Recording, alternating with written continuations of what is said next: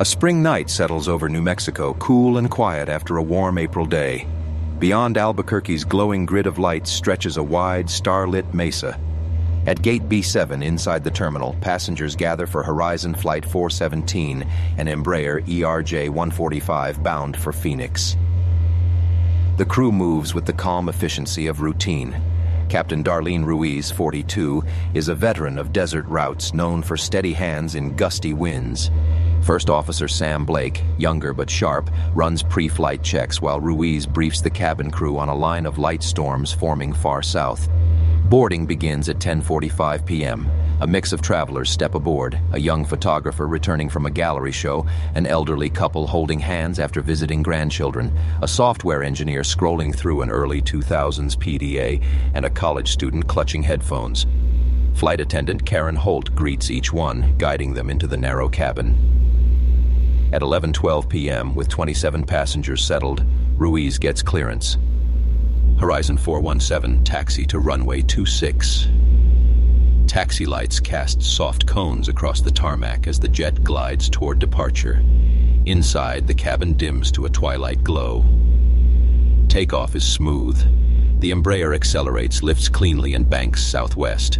City lights fall behind, replaced by dark plateaus and the pinprick shimmer of ranch houses. Ruiz calls for climb power. Blake engages the autopilot. Narrator VO. For everyone aboard, Flight 417 promised an easy hop over desert and canyon, a routine run, linking communities across the Southwest. At 18,000 feet, the crew switches to Albuquerque Center. Outside, air is clear, stars scattered in impossible numbers. Passengers loosen seatbelts. Holt rolls a small cart, offering water and pretzels. Up front, Ruiz checks weather. Light turbulence reported beyond the Rio Puerco, but nothing concerning. In the cockpit, an amber glow from Insti. Rumance reflects on the pilots' faces. They trade small talk. Blake about hiking in Sedona. Ruiz about her daughter's science fair. Professional yet relaxed, they embody the rhythm of countless safe flights. Below, mesas stretch like dark waves under a silver moon. Occasional flashes of distant lightning flicker on the southern horizon, but conditions along the route remain stable. Ruiz notes wind direction at Phoenix, light out of the east, clear runway. Flight 407 levels at 28,000 feet. Engines hum steadily, cabin lights soften further for passengers ready to nap. The only sounds are the low hiss of air conditioning and the occasional rustle of a page turning. Narrator, VO. At 11:34 p.m., Horizon Flight 417 is settled at its cruising altitude of 28,000 feet. Moonlight glints off the Embraer's wings, silvering the rivets along the leading edge. Inside, the cabin is quiet, just the soft buzz of ventilation fans and an occasional cough from a dozing passenger. In the cockpit, Captain Darlene Ruiz scrolls through the weather page on the flight management display. First Officer Sam Blake logs the latest waypoint. The air is smooth. Their voices are relaxed. Then, a chime breaks the calm. An amber annunciator illuminates on the center panel. Elect bus to fail. Blake acknowledges it, flipping open the quick reference handbook. Ruiz scans the overhead panel, voltage steady on one bus, fluctuating on the other. Ruiz. Looks like a power feed dropout. Let's try a reset. She selects the reset switch. For a moment, the lights stabilize, then a faint tremor ripples through the yoke. Barely noticeable, but there. Blake's eyes flick to the control surfaces indicator.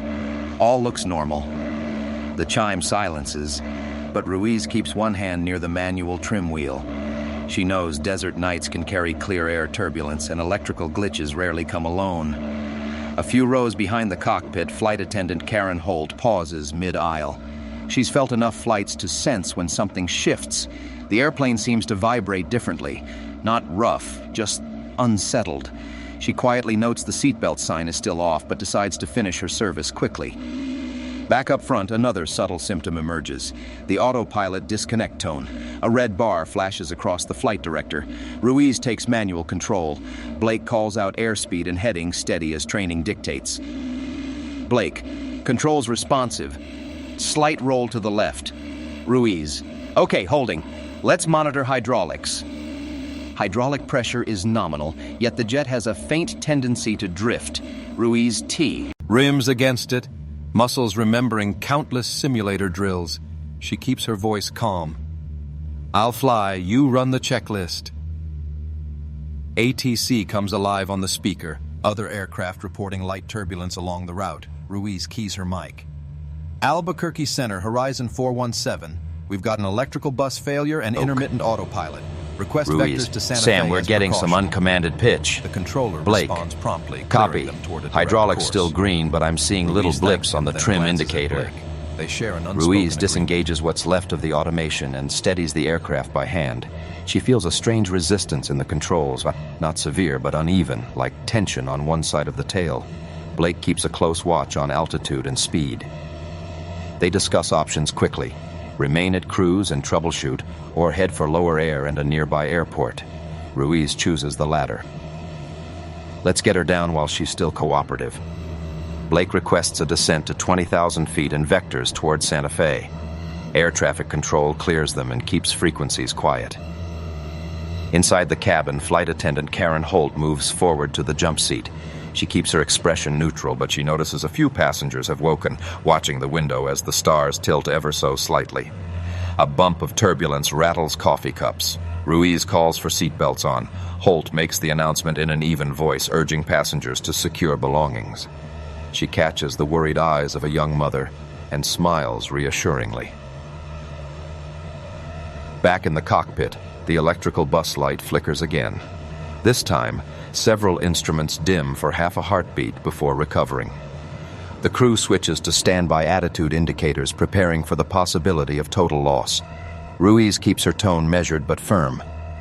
Ruiz, Sam, let's review partial trim procedure. I'll keep flying. They work the checklist from memory, referencing the manual for confirmation. Blake also checks weather at Santa Fe. Ceiling 6,000 feet, visibility good, light crosswind from the southwest, acceptable. As fly. Flight 417 descends through 24,000 feet. Moonlight catches the outline of mesas below. Distant lightning pops silently along the southern horizon, illuminating jagged clouds. The desert floor, dark and empty, stretches to infinity. A muffled metallic pop echoes through the fuselage, followed by a subtle shudder. Ruiz scans engine gauges, both stable, but the elevator trim needle now dances erratically.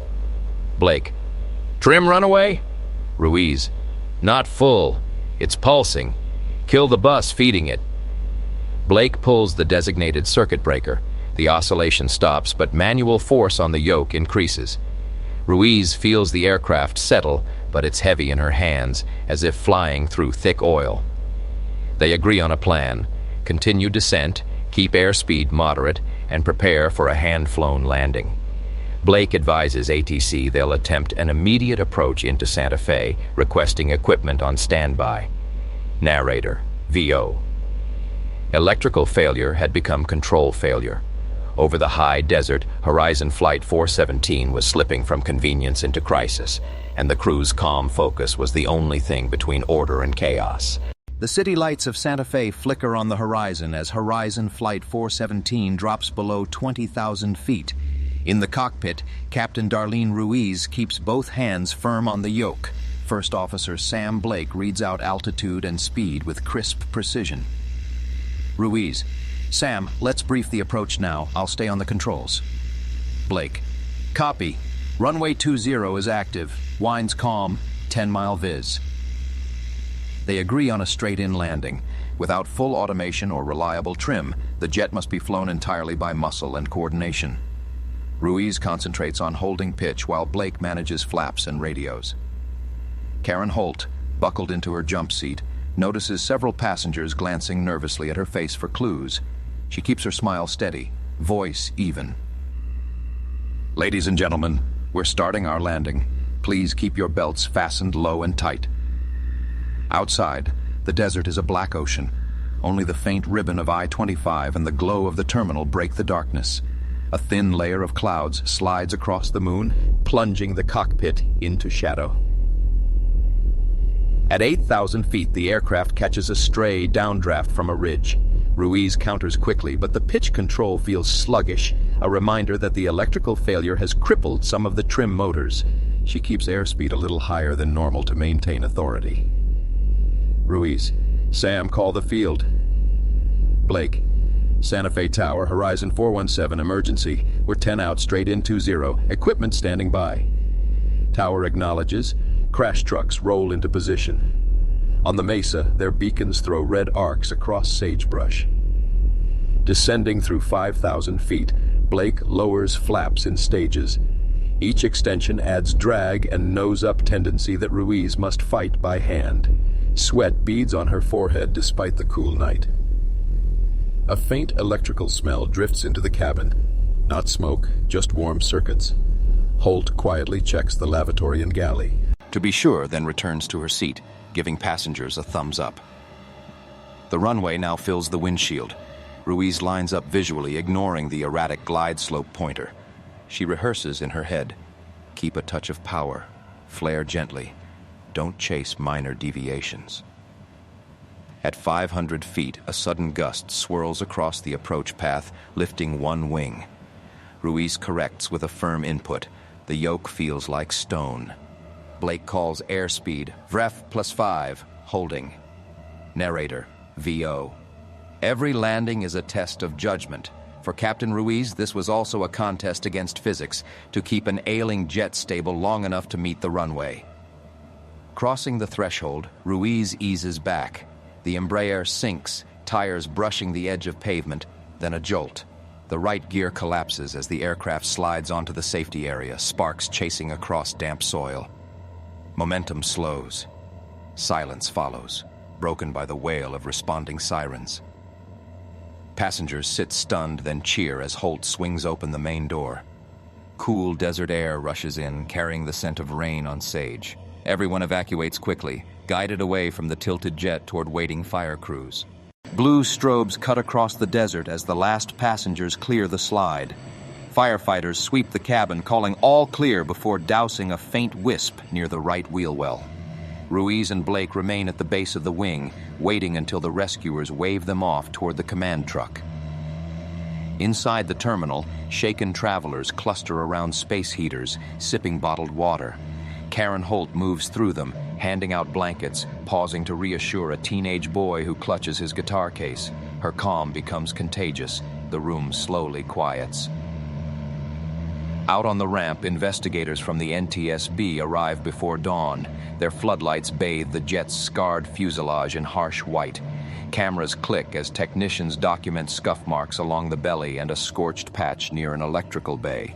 One inspector crouches by the tail, tracing fingers over a cracked relay housing. Narrator, VO. The questions came quickly. Why did a routine night flight lose its systems? Why did its trim motors fight the crew? And how did a single relay bring an airplane to the edge of disaster? Captain Ruiz and First Officer Blake give formal statements, voices steady but faces tired. They describe the sequence. The amber bus light, the trim pulses, the growing force on the controls. Investigators listen, comparing notes with the flight data recorder pulled from the avionics bay. By sunrise, word of the near accident spreads. Local news vans park at the perimeter fence, cameras aimed at the damaged jet resting on its belly in the sage. Commentators praise the crew's heroic landing, while maintenance experts caution that the true story lies inside the circuitry. 2 days later, analysis in Washington pinpoints the culprit. A tiny crack in the solder of a power relay feeding the horizontal stabilizer trim. Under a specific vibration, the relay arced, sending erratic signals that slowly Air powered the autopilot and stiffened manual control. A design quirk kept the fault from tripping the circuit breaker until late in the descent. Narrator, VO. A part smaller than a postage stamp nearly cost dozens of lives, yet training, clear communication, and airmanship turned potential tragedy into a hard landing. The NTSB recommends a service bulletin. Inspect and replace similar relays on every Embraer 145 in U.S. fleets. Airlines respond quickly, and manufacturers update schematics to prevent a repeat. A week after the accident, Ruiz visits the maintenance hangar where 417 rests on jacks.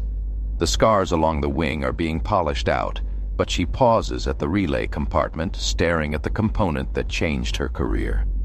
She allows herself one long breath, then signs the logbook confirming she's read the final report. Back in the crew room, Blake jokes lightly about owing her a steak dinner for saving his rookie neck. Ruiz smiles, tired, grateful, but proud of the quiet professionalism that carried them through. Narrator, V.O. Midnight over the Mesa became a lesson written into aviation manuals. Systems can fail, but discipline endures. Horizon Flight 417 would fly again, carrying with it a story of vigilance and of how even the smallest flaw can shape the sky.